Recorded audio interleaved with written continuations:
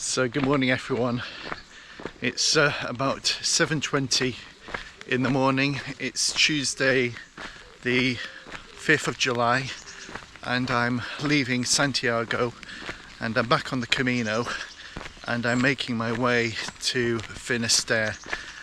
So I got into Santiago from the Camino Francis last Wednesday, had a couple of nights in Santiago, and then I went with a group of friends down to Porto for 3 nights, which was great, beautiful city. But I've come back to Santiago because for me the Camino doesn't end at Santiago, it ends at Finisterre. So lots of pilgrims, lots of peregrinos, they take the bus to Finisterre because of time, or maybe they feel their walk is over. But for me, I wanted to walk there, so I'm going first of all to Muxia. So it's going to be 3 days walk from here, then from Muxia to Finisterre, and I'll see what happens when I get to Finisterre. But the reason I'm going to Finisterre is that's where the path ends. There literally isn't any further to go. You're at the end of the world as it was once known. So yeah, it's great to be back on the Camino, and at the moment I'm the only person on this path.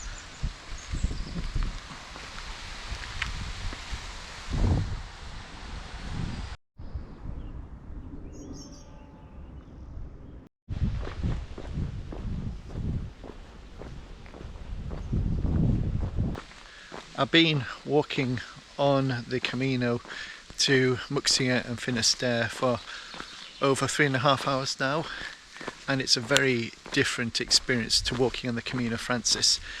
First of all, it's much quieter. There's hardly anyone on this route. I've probably seen 15 people maybe over the last 3.5 hours, and actually a few of those people have been walking the opposite direction, so all I can assume is that they've walked to Finisterre and they're now walking back to Santiago.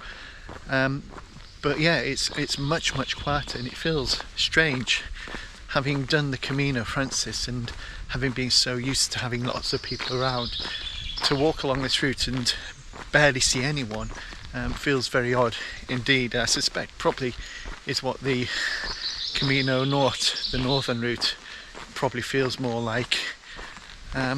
It's lovely, it's beautiful, but it is a bit odd, a bit strange after the busyness of the Camino, and yeah, it feels different in a good way, but also maybe I feel a sense of melancholy, maybe reflecting on the people I've met on my journey, the conversations I've had, the experiences I've had, and realising that most of those people, if not all of those people now, have gone home, heading home, and I'm still on the road.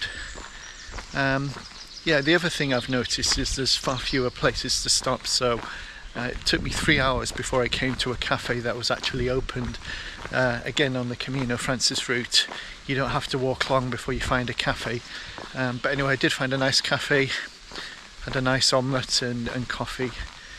So yeah, it's very different, it's beautiful, it's peaceful, it's quiet, but there aren't many people on this road. But in some ways I think that's maybe quite a nice way to finish the Camino, to spend a bit of time by myself, enjoying a bit of the solitude and the quiet after what has been a full and intense month or so on the Camino Francis route.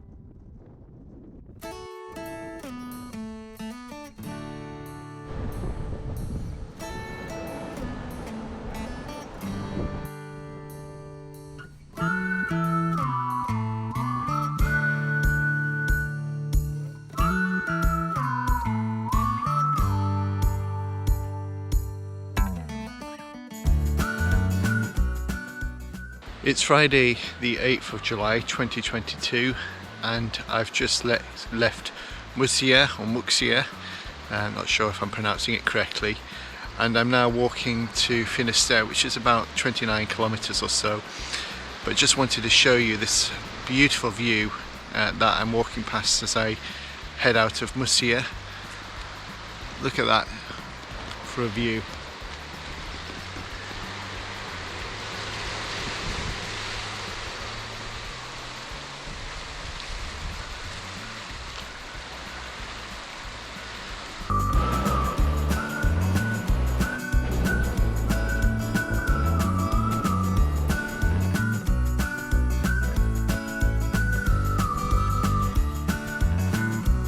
The official Camino path that goes from Muxia to Finisterre goes mostly inland, and I've got about halfway down that route and then discovered that there is actually a coastal path which I wish I'd known about earlier. So I've decided to come off the main path and take the coastal route, and I just want to show you the reason why, because this is the view that I've got. Look at this.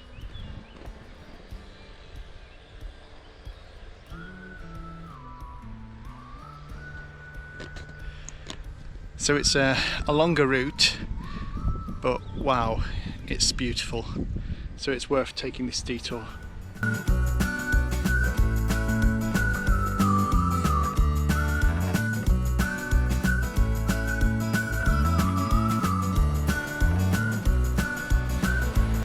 How about this for a beach?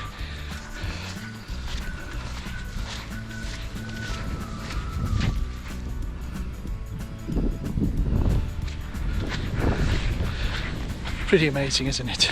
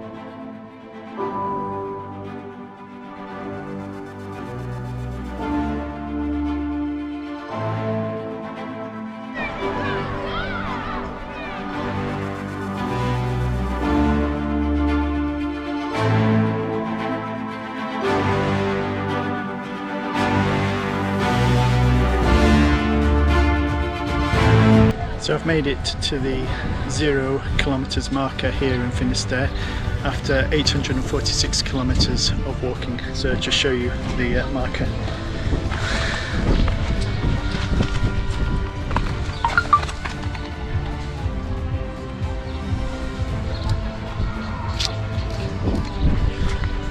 So the end point of the Camino.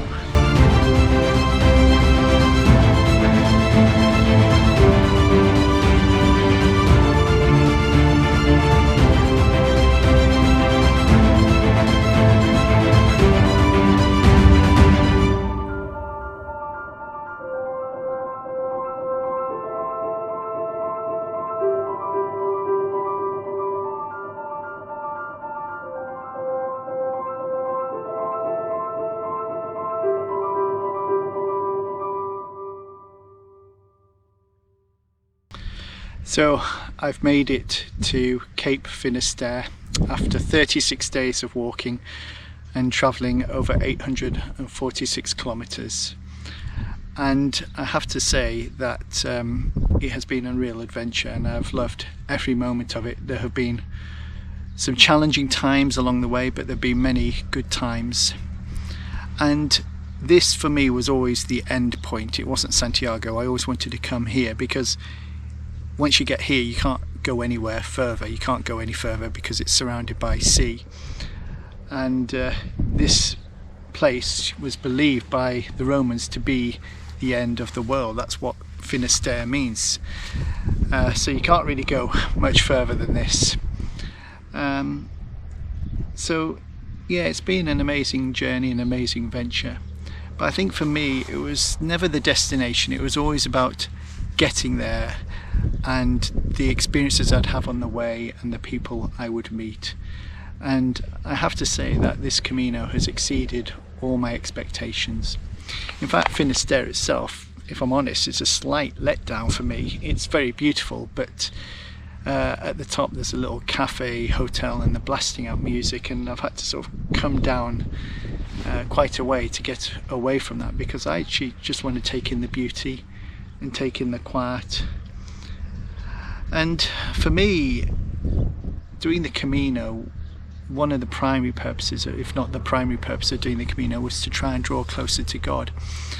And I'm very conscious of the fact that Pete Gregg, who's a church leader in the UK, when he was a young man, came here, possibly sat or stood where I'm sat now, and as he looked out at the vast ocean in front of him, he was given a vision from God, and in that vision he saw a whole army of young people being raised up right across Europe. And that was a vision from God, and Pete has gone on to pioneer the 24/7 prayer movement, which has had a profound impact not only on the church across Europe but around the world as well. And I'm just very conscious of the fact that started here, or that vision came here. And I suppose in some ways I would love to have had a similar vision from God, but I haven't, well, at least not yet. But I think I've learned quite a lot on the way. I think I've learned a lot about myself. I think I've learned that I'm able to do much more than I thought I would. I've learned about the importance of trying to learn simply, or live simply, sorry. We fill our lives with so much stuff, and actually we don't need that much stuff to be happy. And one of the beauties of the Camino is that you really just strip everything back to the bare essentials. But also I've learned to value friendship as well, and that's the great beauty of the Camino. You meet all sorts of people, many wonderful people, and it's those memories particularly that I will take away with me. I always wanted to do a pilgrimage in the traditional sense, and there's something wonderful about that routine of getting up each day and walking to a new destination. And I think I want to try and take back some of the lessons I've learnt on this Camino with me when I go back home, and not to just get swamped into the normal routine of life, to try and create more space, to learn to value friendship and people more, and being less distracted by technology, which is something I'm not very good at. But also I think needing to value relationships, particularly my own relationship with my family, particularly with Beata, and just to make time for that as well. But also to make more time for God, and that's always the big challenge as a Christian, to make time for God. And people do the Camino for all sorts of reasons. Some do it for religious reasons, many do it because they just want space to reflect and think, and that's the beauty of the Camino. You spend a lot of time just with your own thoughts, thinking about life. But I think everyone finds something special out of the Camino. So it has been a wonderful experience. It's been a really memorable experience. It's far exceeded all my expectations.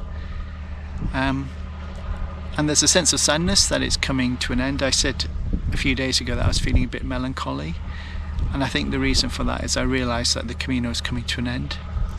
And although I'm sad about that, in some ways I think I'm ready to go home as well, and I'm looking forward to going home and seeing the family again. So yeah, these are my ramblings as I draw the Camino to an end. I've still got to get back to Santiago, still haven't decided how I'm going to do that, whether I'm going to catch a bus or walk, but yeah, this has been the Camino. And if you've been watching these videos, thank you so much, I really appreciate it.